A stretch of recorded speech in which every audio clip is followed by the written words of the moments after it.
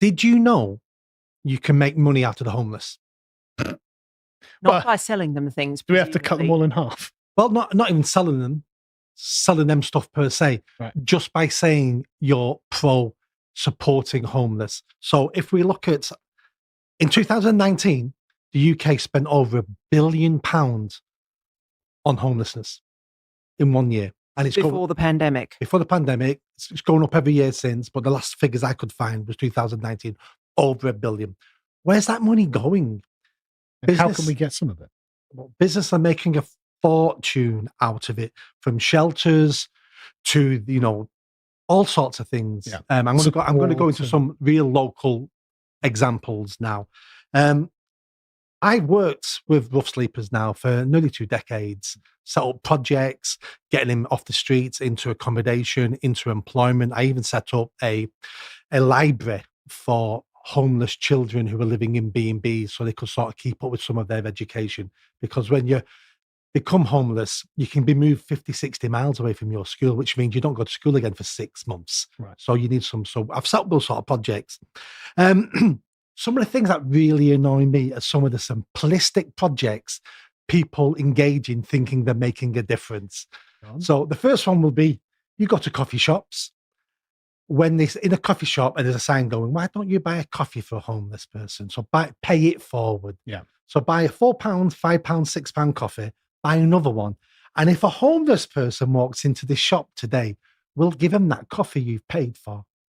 I mean, it sounds sweet on the face of it. No, it sounds nice. From a marketing person. So it makes the coffee shop look good, but there is absolutely no way of guaranteeing that money is going to a homeless person. I'm sorry.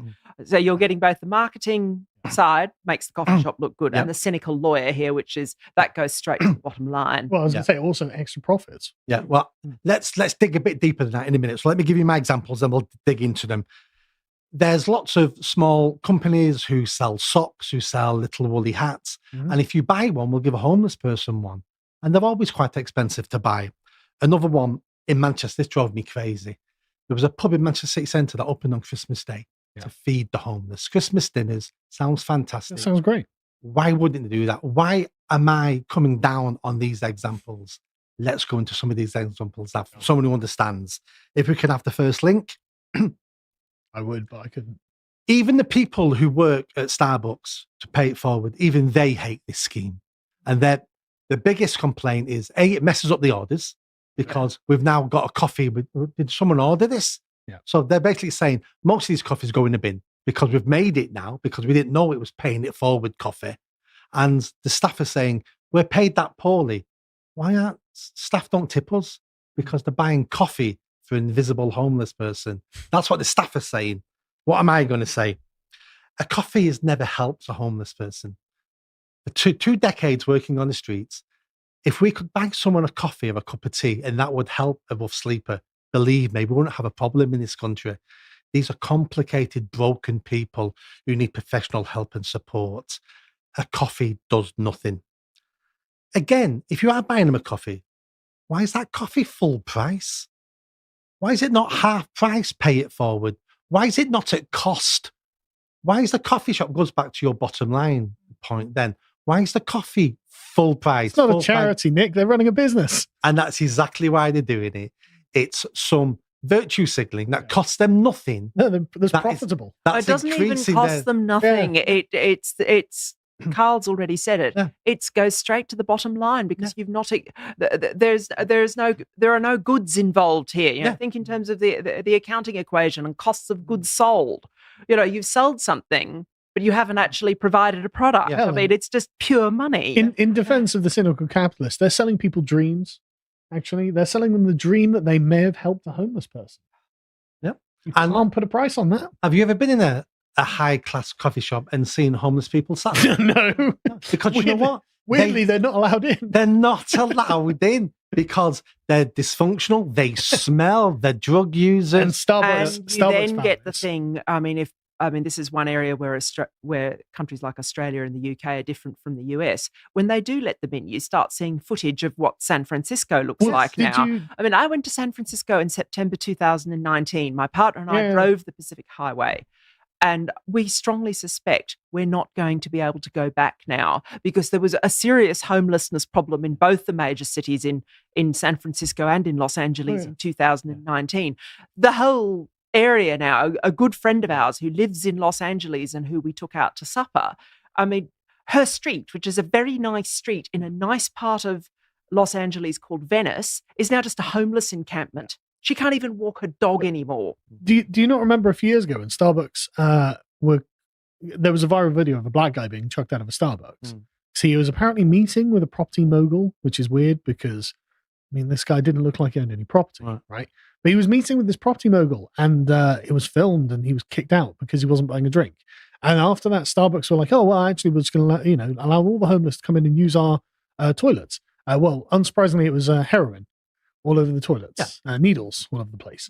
They learned firsthand the hard way what happens when you open your stores to the homeless. Well, McDonald's in Manchester City Centre, there's several branches, open at 7:00 in the morning, I believe.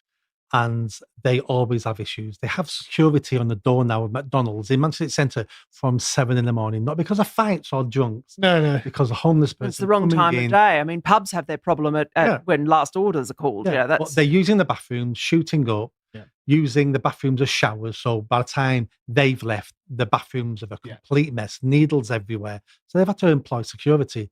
Now, it's a different argument about what do we do with these individuals. We'll get to that in a minute, but they're the issues we have in some of these chains. But buying someone a coffee or buying Starbucks an extra coffee doesn't solve anything. But the general public think they're helping, but they're not. If we have the next, they're helping the owner. The bottom line, they're helping the Starbucks chain. What do you? Honestly, you're way too cynical. So I mentioned before about hats and socks. So there's lots of these. You're dumping on hats and socks. Yes, there's lots of companies now advertising. If you buy one of my £12 socks, we're going to give a pair to a homeless person. Okay. Have you ever been in Primark? You can buy a pack of 5 socks for £1 in Primark. They're the only socks I buy, Nick. Well, there we go. So, but why are people buying £12 socks? This is purely a marketing ploy to pull at your heartstrings that you do nothing else for the homeless, but as long as you buy a pair of socks, you've helped a homeless person with a pair of socks. There's one born every minute, Nick. There is. Going back to those Love Actually Blairites, though, right? I'm actually okay with them being totally ripped off because they believe in nonsense. And I feel that they're the sort of people who'd fall for this. So there's a part of me that kind of wants to see them getting ripped off. What now? Them being because they've got enough money to make a difference. The thing is, Nick's actually run a charity in a very poor part of Manchester, and if those idiots who are willing to spend 12 quid or whatever donated 12 quid to an actual homelessness charity, there might be a difference. That's what annoys me. It doesn't annoy me that people are being ripped off for buying £12 socks and making them feel good. Well, if that makes you feel good, that's fine. Who am I to say you shouldn't feel good? Feel good. But if the point was you actively wanted to help, that £12 could have been sent to a frontline small charity in the city where you live. That would pay for breakfast for 30, 40 people for the day, jam and toast or something. That would have done something. You would have got those people, given an incentive to get off the streets, to access support for some free breakfast. And maybe then the support workers or social workers could have worked with you a little bit and actually moved you one step closer to a better life. This virtue signaling does absolutely nothing for the people on the streets. But also it kind of keeps them on the streets, right? So if they're on the streets and you can get free coffee, free socks and all that, why would I need to leave the streets? Exactly. But if my feet are cold and I need a drink, then I actually have to go somewhere. I have motivation to do something. People say to me all the time, I don't give money, I don't hand stuff out. I buy people a meal deal on the streets. Surely that's doing good. And to begin with, you think, well, how do you criticize that? And you criticize it like this. Those support centres are supplying hot, decent meals.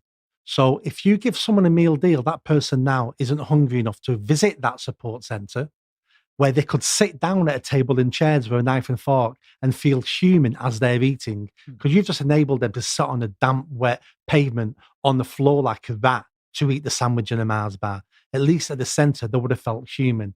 It's only when they're in the centre can professionals start working with them, unpicking decades of brokenness and issues and the complexities of their lives and try to work out the path they can go down. And one visit doesn't do that. We're talking dozens and dozens of visits before you start making headway. Every time you buy someone a meal deal on the street, you've stopped that person getting help that day. Again, that's what annoys me. It isn't the fact you've spent your money on socks. It's you've stopped someone getting professional help because it made you feel better that you think you did something. That's what annoys me. So we're pro ripping off the Love Actually crowd, but we are anti preventing homeless people from actually getting help. Exactly. I've got to side with you on that one. Yeah, we were just stopping them accessing help. The Christmas pub one, people had a right go at me this one. Same principle though. Yeah, if we go to the next link, what's wrong with Christmas Day opening your doors and getting rough sleepers in? Because the centres are closed on Christmas Day. Yeah. It's not like you've stopped them going to a centre. You haven't, so I can't complain about that. But what's wrong with this? Well, go on then, Scrooge. Go on, tell me. These individuals were rough sleeping on Christmas Eve. The rough sleepers while they're eating that meal, and they're going to be rough sleeping that night, and they're still going to find themselves homeless on Boxing Day. What's changed? Nothing has changed. You've not changed that person's life. All you've done is give them a meal on that afternoon. Now, is that damaging them? No, it's not. But on the grand scheme of things, the money spent on that project hasn't helped one person. Well, I mean, I suppose the argument would be, well, at least they're not hungry that day. Right? So there's human compassion there. You could argue that case. The point on this for me is it's a difference between medicine and a cure. So what this is medicine for Christmas Day. Yeah, this is taking ibuprofen for your sore knee rather than actually going and getting it scanned and working out why you can't use the treadmill anymore, basically. And what we need we need cures. But on the question of Christmas Day particularly, if everything's closed, maybe I'll have some ibuprofen that day, right? Possibly. But let's look at the people who did this. So what did they get out of this, the pub? They got a full page in the Manchester Evening News as a story. That must be worth thousands of pounds. Yes, it is. After Christmas, they did the follow-up. They got another full page in the Manchester Evening News. So it's advertorial. Yes, it's that kind of thing. So if they wanted to do something for rough sleepers, there are better things they could have done. But they picked the one where they also benefited as well. We're getting 2 pages of free advertisements in the Manchester Evening News. Yeah, but I mean, again, they're running a business. I can't feel that cynical about it. That is quite cynical. They're running a business, because people have. Most of the time, people have got short arms and long pockets, but on Christmas Day, they're less likely to behave like that. On all of the other ones, I'm with you, but on this one, I'm a little more on the left on this one. Because, I mean, okay, if you're the homeless person, sure, you've made all these mistakes. You need proper help, right? But that doesn't help on Christmas morning when nothing's open and you're hungry and you're cold. And, okay, so there's a business that's prepared to do this. And in exchange, they get a bit of free advertising from the local paper. I mean, I don't see that as being a problem. Let's say there's a choice. They can either do that, and let's say they help 30, 40 people on that afternoon. Yeah. Or the money they're going to spend on that, they invest that more wisely and do a different project that gets 3 people off the streets for life. Yeah. But they're not going to invest anything to anyone getting off the streets because they're a business, right? They're a business. So I actually don't blame them. This is a savvy marketing move, but it also does help some people very temporarily. I don't blame any of these businesses because they're doing what businesses do. Yeah. They're trying to increase their bottom line. I'm more than happy to criticize businesses. I just think this is really small, These are all small, just local to me that I've had to deal with. That's why I've picked these. There's bigger issues out there, but these are small ones I've had to deal with. But for me, this just emphasizes why we have a rough sleeping problem in the UK. As in, we're never looking to fix the problem. We're always looking at sticking plasters. That's a good point because, I mean, like you said, okay, so they spent like £500 or something feeding the homeless this day. That's half the cost of the advertising at least. And that's not someone who wants to cure the problem of homelessness because now this is a part of their business model. Yeah. And I believe they've done it lots of Christmases since. Now, at the same time we did this in 2016, this isn't an excuse for this, but there was a football ground in Manchester, not with the 2 big ones, a small one, who worked with the council, who was putting on Christmas dinner for homeless and rough sleepers, for several hundred of them. And they arranged for transport to pick people up. So they drove minibuses to the city centre to pick people up and drive them there. The same morning, we had an organization. It wasn't the Masons. It was something similar to the Masons. I can't remember what they're called now. Who drove around the city centre Christmas Day morning with 100 bottles of brandy and whiskey. And every rough sleeper they found, they gave one to and wished them happy Christmas. Okay. So when those minibuses turned up, these people were blottoed. Yeah. And it was like, well, health and safety now, we're not taking you in our... Yeah. All were left on the streets with no Christmas dinner because someone thought it was a good idea to go around Christmas cheer and give bottles of whiskey and brandy out. Amazing. And I presume, I mean, I have no expertise in this area at all, but you can presumably tell me the answer to this question, that alcoholism plays a significant role in homelessness. Absolutely. Homelessness. Yeah. Drugs more so now because drugs are a lot cheaper and easier to get than alcohol. But Yeah. alcohol is still a major factor. Alcohol kills people quicker than drugs kill them. Doesn't surprise me. I've worked with It is a prostitution poison. charities in Manchester, and they say the biggest issue they have is when one of the female prostitutes says, "Oh, I'm off drugs now," and tell them, "I've replaced it with vodka." It's like, brilliant. you're now at a so high risk of dying now. So alcohol is even more dangerous than drugs. Right. So I just want people to understand there's no quick fix to rough sleeping. Yes. So you're going to throw a couple of coins in a cup or buy someone a sandwich or support a business that do these things. You're not helping. It just doesn't do anything. It's a waste of your time, money, and energy.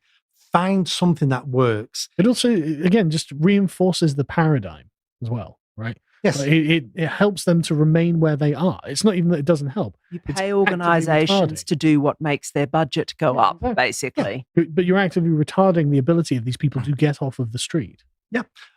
A lot of these agencies and charities, by the way, lots of charities are bought into this of the medicine, not the cure. Yeah. Because they've got £100 million budgets. Yeah. They've got chief exec at 150,000. Well, if homeless was killed tomorrow, Nick, that's my pension gone. Well, yeah, they've got great pensions. So we don't want to cure this because what am I doing for the job? Just like we had the LGB. That's why Stonewall went Stonewall, crackers. that's They it, yeah. achieved same-sex marriage, and so their purpose had come to a natural end. Yeah. And the whole trans bandwagon is an attempt to remain relevant. Yeah. Yeah, they were suffering after same-sex marriage went through. They were suffering from relevance deprivation syndrome. Yep. That's all that is. I'm sorry, it was deeply cynical, that. Totally true, though. Yep. It is. If we can have the next link. So you might go, oh, is that the wrong link? What's this about? This is about if businesses will only do what they think is in their interest. That's So true. Hollywood going woke, companies going woke, they only did it because they thought it was in their interest. And now they realize it's not in their interest.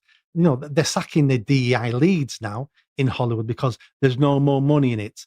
That's what we need to do with rough sleeping and homelessness. We need to get rid of the stuff that doesn't work, but was just either woke or made us feel better. We can have the last picture. This is how you help rough sleepers. It's face-to-face contact. It's sitting down on a cold pavement and having a chat with them face-to-face, finding out what they want. It's not sitting there going, do you know what I can do for you today? Because the problem is, that's what everyone's always done for them, is told them what they need. You start building people up by having conversations, by saying, what do you want in your life? What can I do for you? Is there any suggestions? Because until you get them taking control and responsibility of their lives, nothing changes. And sometimes it's as simple as saying, do you want a tea or a coffee? Instead of going, there you go, mate, I've just given you that. Ask them what they want, because the more you do that, the more they realize their choices influence their lives. Forcing them to think, basically. And then once they start realizing making better decisions gives them a better life, they carry on making better decisions. But when you get to a stage where it's called learned helplessness, it's where the state has taught you to be helpless because someone's always going to do everything for you. You don't have to think. But the entire system just treats them like a problem, right? And rather than individual people with real issues and a real backstory. Like, oh, I'm the homeless person who's here to collect the tea. I'm the homeless person that's here to collect the Christmas dinner. You're not Mark, the person who has made mistakes and has fallen on hard times. You're now in the category of homeless, so you feel yourself to be trapped there, right? Yeah. Best example I can give you, and this will be the last thing I say on this, was I met a gentleman for the first time on Deansgate in Manchester City Centre, which is a big road in the city centre. Sat down and said, "Oh, can I have a chat?" I go, "Oh, no, I'm too busy. I'm working." I went, "You're working?" He went, "Yeah." He goes, "My job is to shake this paper cup. And when people put money in it, it makes them feel better. That's my job. Yeah. And it was like, you get this. There was one of them in Swindon who had a house and a car and everything, but he would, act like a homeless person. Yep. People would give him money, and that was better than working in a proper job. Yeah. I saw a comedy routine years ago at when the Edinburgh Fringe was still very good, by a bloke who, admittedly, he had an advantage. He had cerebral palsy from the waist down, but normal from the waist up. So he was in a wheelchair. So he had the disabled person look. And on different days, he went to the same part of town each time with a bucket with different things written on it, to try to get people to give him money. Man in wheelchair, remember? And he had the most ridiculous things written on there. He had like, pay my mortgage. He had, my dog needs a tooth extraction. And people were just putting money into, because of man in wheelchair. And the only one, he didn't get any money for it. He had video footage of this, it was very funny. The only one where nobody would put money in his bucket, he'd written on the bucket, free Gary Glitter. That didn't work. But all the others, I'm not surprised have that the didn't automatic reaction of just putting money in this guy's bucket. Right. Well, don't help the homeless. Help the homeless in ways that are productive, not ways that damage broken individuals. If you like that video, don't forget to subscribe to the channel, hit that notification bell and comment. And if you like what I'm saying about running for Mayor of Greater Manchester, then stick around. Tell your family, tell your friends. The only way I'm going to have a chance of winning is a grassroots movement. So be part of that movement and hit that bell. Thanks.